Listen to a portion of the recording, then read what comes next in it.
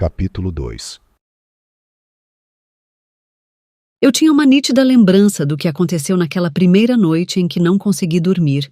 Naquele dia eu tive um sonho ruim, um pesadelo sombrio e viscoso. Não me lembro do sonho em si, mas de uma coisa eu me lembro muito bem: a terrível sensação de mau agouro que ele transmitia. Eu acordei no clímax desse sonho. Acordei num sobressalto, como se alguém tivesse me resgatado daquele pesadelo no momento crucial, quando eu estava prestes a dar um passo irreparável. Após despertar, fiquei um bom tempo ofegante. Meus braços e pernas formigavam e eu não conseguia movê-los com facilidade.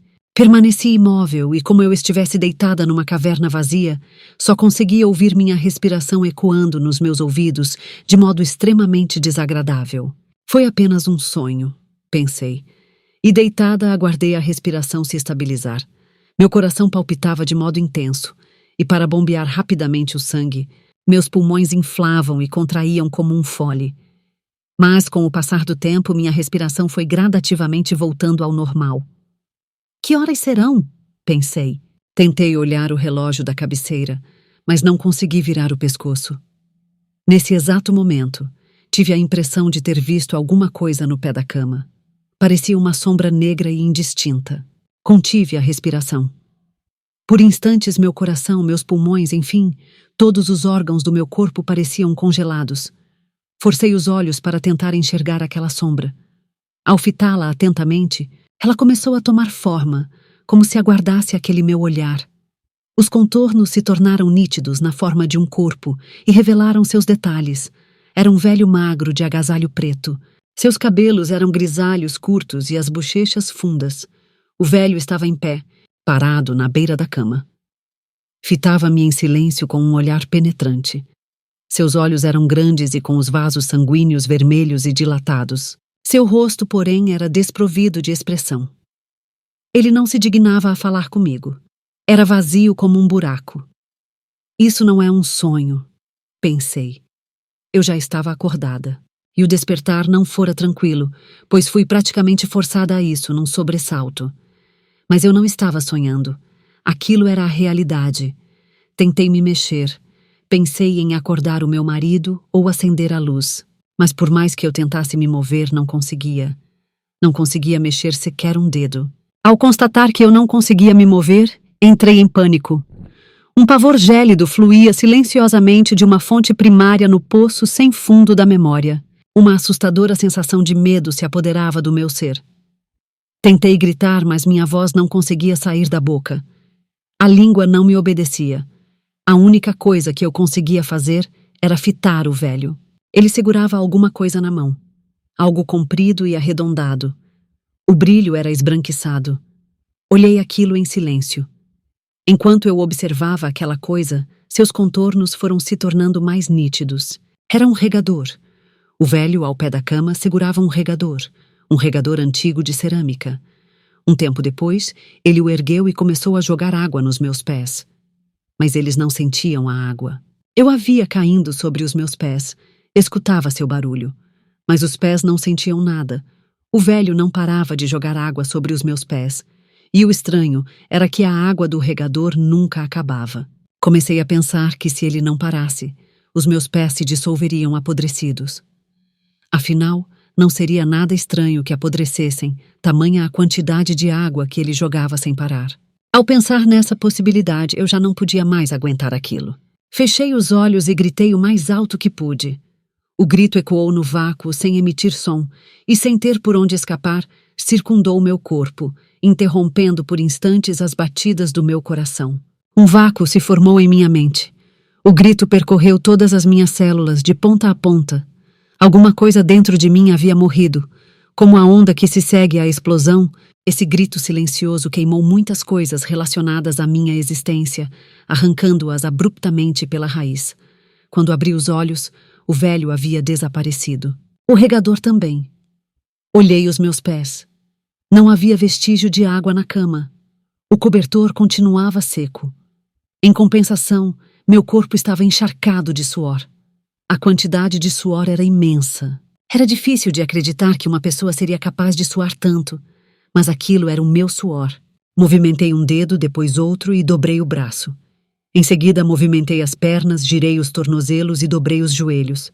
Os movimentos estavam normais, mas consegui fazê-los, ainda que com certa dificuldade. Com muito cuidado, certifiquei-me de que o meu corpo se movia antes de tentar me levantar. Olhei todos os cantos do quarto, iluminado pela vaga luz da rua. O velho não estava ali. O relógio da cabeceira marcava 00:30. Como fui me deitar um pouco antes das 11, significava que eu havia dormido cerca de 1h30. Na cama ao lado, meu marido dormia profundamente. Ele parecia estar desmaiado e, sem emitir sequer um leve ronco, continuava num sono profundo. Uma vez que pegava no sono, só mesmo com muito custo ele conseguia acordar. Levantei-me da cama, fui ao banheiro, tirei a roupa ensopada de suor, joguei-a para lavar e tomei um banho. Enxuguei o corpo, tirei um pijama limpo da gaveta e me vesti. Em seguida, fui para a sala, acendi a luz da sanca, sentei-me no sofá e tornei uma dose de conhaque. Era raro eu tomar bebidas alcoólicas. Não que eu fosse como o meu marido, que não tem predisposição física para a bebida. Antigamente até que eu bebia, e muito. Mas depois que me casei, de uma hora para outra parei de beber. Mas naquela noite não podia deixar de beber algo para relaxar os meus nervos abalados. No armário havia uma garrafa de Rémy Martin. Era a única bebida que tínhamos em casa. Ganhamos de alguém. Isso foi há tanto tempo que não lembrava mais quem tinha nos dado. Uma leve camada de pó cobria a garrafa. Como não tinha uma taça apropriada para o conhaque, coloquei uns 2 centímetros da bebida num copo comum e comecei a tomá-la aos golinhos. Meu corpo ainda tremia um pouco, mas o medo não era mais tão intenso. Deve ter sido uma espécie de transe, pensei. Fora a primeira vez que me ocorrera aquilo. Mas já havia escutado a história de uma amiga da faculdade que tinha passado por um. Ela contou que parecia tão real que não dava para acreditar que fosse um sonho. Naquela hora e ainda hoje não consigo acreditar que aquilo foi um sonho, disse ela. Eu também achava que não tinha sido um sonho, mas de certo modo fora um tipo de sonho que não era exatamente um sonho. Apesar de o medo ter se apaziguado, meu corpo continuava a tremer. Minha pele tremulava como a superfície da água após um terremoto. Eram tremores que podiam ser vistos a olho nu. Possivelmente consequência daquele grito mudo. Aquele grito não emitido continuava dentro de mim, provocando tremores no meu corpo. Fechei os olhos e tomei mais um gole de conhaque. Senti a bebida passar pela garganta e descer devagar em direção ao estômago. A bebida parecia ter vida própria. De repente, fiquei preocupada com meu filho. Ao pensar nele, meu coração novamente começou a palpitar. Levantei-me do sofá e rapidamente fui até o quarto dele. Ele também dormia profundamente. Uma das mãos estava sobre a boca e a outra estendida para o lado. Ele parecia dormir tranquilo, tal qual o pai. Arrumei o cobertor e cobri-lhe o corpo. Não sei o que foi aquela coisa que perturbou brutalmente o meu sono, mas, o que quer que tenha sido, sua intenção foi apenas me atacar. Tanto meu filho quanto meu marido não sentiram nada. Voltei para a sala e fiquei à toa, andando de um lado para outro. Não tinha sono. Pensei em tomar mais um gole de conhaque. Eu realmente estava com vontade de beber mais. Queria aquecer um pouco mais o corpo e relaxar os nervos. Queria sentir na boca o aroma intenso da bebida. Após um período de indecisão, resolvi que não deveria beber. Não queria uma ressaca na manhã seguinte. Guardei o conhaque no armário e lavei o copo na pia da cozinha. Depois peguei alguns morangos na geladeira e os comi. Quando me dei conta, o tremor já não estava mais tão intenso. O que era aquele velho vestido de preto? Pensei. Nunca o tinha visto antes. Sua roupa preta também era muito estranha. O agasalho era justo, mas o modelo parecia bem antigo. Era a primeira vez que eu via aquele tipo de roupa. E aqueles olhos. Olhos vermelhos que nem sequer piscavam. Quem era aquele homem? Por que ele jogava água nos meus pés? Por que ele tinha de fazer aquilo? Não estava entendendo nada. Não encontrava nada que fizesse sentido. Quando minha amiga teve um transe, ela disse que estava hospedada na casa do noivo. Enquanto ela dormia, um homem de expressão zangada apareceu e lhe disse para sair daquela casa. Naquele momento ela ficou petrificada, impossibilitada de se mover, e igualmente ensopada de suor. Aquele homem só podia ser o fantasma do falecido pai do noivo. Ela achou que o pai dele estava expulsando da casa. Mas no dia seguinte, quando o noivo mostrou-lhe a foto do pai, ela constatou que o rosto dele era completamente diferente do homem da noite anterior. Talvez eu estivesse muito nervosa, disse ela, e atribuiu esse nervosismo ao momento de transe. Mas no meu caso, eu não estava tensa. E estava na minha casa. Não haveria motivos para alguém querer me afugentar. Porque, justo naquele momento, eu havia passado por aquilo. Balancei a cabeça. De nada adiantaria remoer os pensamentos. Aquilo fora apenas um sonho real. Meu corpo poderia estar cansado, talvez porque eu houvesse jogado tênis no dia anterior. Após nadar, uma amiga que por acaso encontrei no clube me convidou para uma partida e acabei me excedendo. Lembro que meus braços e pernas ficaram fracos depois do jogo. Ao terminar os morangos, deitei-me no sofá. Fechei os olhos. Eu estava sem um pingo de sono. Mas que coisas, pensei. Não tenho sono. Resolvi ler um livro até pegar no sono. Fui para o quarto escolher um na estante. Apesar de eu acender as luzes para isso, meu marido nem sequer se mexeu. Escolhi Ana Karenina. Minha intenção era ler um romance longo de um escritor russo. Fazia muito tempo que eu tinha lido aquele livro. Se não me engano, eu estava no ensino médio. Não me lembro exatamente do enredo. Os únicos trechos dos quais me lembro são o início e o fim, quando a protagonista se suicida na linha de trem. O romance se inicia com a frase: "Todas as famílias felizes se parecem. Cada família infeliz é infeliz à sua maneira." Se não me engano, era assim que começava. E logo no começo, havia uma cena que sugeria o posterior suicídio da protagonista, a heroína do romance. Ou será que isso era de um outro livro? Seja como for, voltei para o sofá e comecei a lê-lo. Há quanto tempo eu não me sentava no sofá para ler, tranquilamente, um livro? E claro que durante a tarde, quando sobrava tempo, eu lia por meia ou uma hora. Mas não era exatamente uma leitura séria. Eu sempre me distraía pensando em várias coisas. Sobre o meu filho ou as compras, a geladeira que não estava funcionando bem, que roupa usar no casamento de um parente, meu pai que havia operado o estômago um mês antes. Enfim, coisas desse tipo começavam a ocupar a minha mente e se desdobrava em infinitos assuntos, tornando diversos rumos. Quando eu me dava conta, o tempo havia fluído sem eu avançar a leitura. Foi assim que, de uma hora para outra, habituei-me a uma vida sem leitura. Pensando bem, isso era muito estranho, pois, desde criança, minha vida gravitava em torno dos livros. No primário, eu lia os livros da biblioteca e gastava praticamente toda a minha mesada em livros. Economizava até o dinheiro do lanche para comprá-los. No fundamental e no ensino médio, não havia ninguém que lesse mais do que eu. Eu era a filha do meio dentre 5 irmãos, e meus pamuns estavam sempre ocupados com o trabalho. Ninguém da família se importava comigo. Por isso, eu podia ler à vontade, do jeito que eu bem entendesse. Eu sempre participava de concursos de ensaios literários. O que me interessava era o prêmio em cupons de livros, e não foram poucas as vezes em que ganhei. Na faculdade cursei letras em inglês e sempre tirei boas notas. A monografia de conclusão de curso foi sobre Catherine Mansfield e fui aprovada com nota máxima. Os professores me perguntaram se eu não queria continuar na faculdade e seguir carreira na pós-graduação, mas naquela época eu queria conhecer o mundo. Sinceramente, eu não fazia o tipo intelectual. E estava ciente disso. Eu simplesmente gostava de ler livros.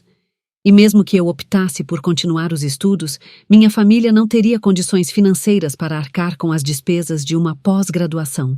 Não que fôssemos pobres, mas eu tinha ainda 2 irmãs mais novas. Por isso, assim que me formei, tratei logo de sair de casa e conquistar minha independência. Literalmente, eu precisava sobreviver com as próprias mãos. Quando foi a última vez em que li um livro inteiro com atenção? Qual era o título do livro? Por mais que eu tente, não consigo me lembrar. Por que será que a vida da gente muda de modo tão radical? Para onde foi aquela eu de antigamente, apaixonada por livros? O que significaram para mim todos aqueles anos de intensa e até anormal paixão por livros? Mas, naquela noite, consegui me concentrar na leitura de Ana Karenina. Consegui avançar as páginas totalmente absorta na leitura, sem me distrair. Após ler de um só fôlego até o trecho em que Ana conhece Vronsky na estação de trem em Moscou, coloquei o marcador e fui pegar novamente a garrafa de conhaque. Servi um copo e bebi. Na primeira vez em que li esse livro, não me ocorreu que ele tinha algo de muito estranho. A heroína da história, Ana, só aparece no capítulo 18. Será que o leitor daquela época não achava isso estranho? Refleti durante um tempo.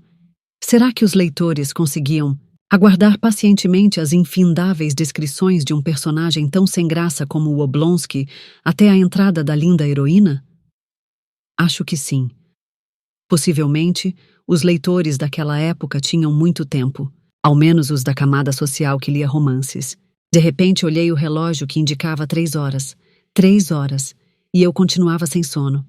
E agora o que vou fazer? Pensei. Não estou com o menor sono. Posso continuar a ler o romance. Tenho muita vontade de prosseguir na leitura, mas preciso dormir. Me lembrei daquela vez em que tive insônia e que vivia o dia inteiro como que envolta numa nuvem. Não queria passar por aquilo de novo. Naquela época eu ainda era uma estudante. Podia-se dar um jeito, mas agora a situação era outra. Eu era esposa e mãe. Tinha responsabilidades. Precisava preparar o almoço do meu marido e cuidar do meu filho. No entanto, do jeito que estou, acho que não vou conseguir dormir, mesmo que eu fique deitada na cama. Eu sabia disso. Balancei a cabeça. Não havia o que fazer. Independentemente do que eu fizesse, não conseguiria dormir, e por mim, eu bem que gostaria de continuar lendo. Suspirei e olhei o livro sobre a mesa. Por fim, resolvi ler Ana Karenina até o amanhecer. Ana e Vronsky se reencontraram num baile, trocaram olhares e se apaixonaram perdidamente. No hipódromo, realmente havia uma cena no hipódromo. Ana fica desesperada ao ver o cavalo de Vronsky cair e decide revelar ao marido a sua infidelidade. Eu estava montada no cavalo com Vronsky e saltava com ele os obstáculos e escutava o aclamar de inúmeras vozes. E acompanhei da plateia o momento em que Vronsky foi ao chão. Ao amanhecer, coloquei o livro sobre a mesa, fui para a cozinha e fiz um café. As cenas do romance, vívidas em minha mente, e a intensa fome que repentinamente comecei a sentir fizeram com que eu não conseguisse pensar em mais nada. Minha consciência e meu corpo pareciam estar desalinhados. Cortei o pão, passei manteiga, mostarda e fiz um sanduíche de queijo. Comi em pé, de frente para a pia. Raramente eu me sentia tão esfomeada. Mas dessa vez, a fome era tanta e tão intensa que parecia me sufocar. Mesmo depois de comer o sanduíche, continuei a sentir fome e por isso preparei outro. Tomei mais uma xícara de café.